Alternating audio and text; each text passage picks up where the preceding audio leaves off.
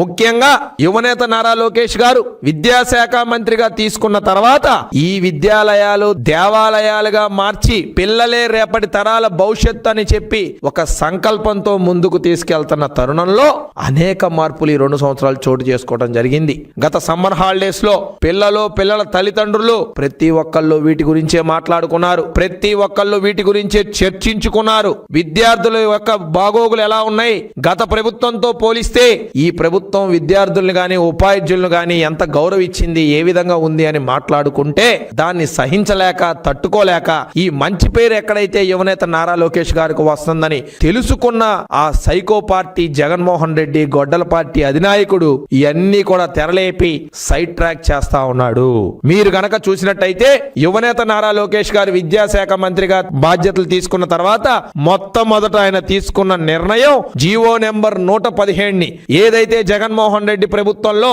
విద్యా వ్యవస్థని అతలాకుతలం చేస్తూ అపహాస్యం చేసిన జీవో 117 ఏదైతే ఉందో ఆ 117ని బేషరత్తుగా ఆ జీవోని రద్దు చేసిన ఘనత ఈ కూటమి ప్రభుత్వాన్ని యువనేత నారా లోకేష్ గారు దన్న సంగతి మీ అందరికీ కూడా మరోసారి నేను తెలియజేస్తా ఉన్నా.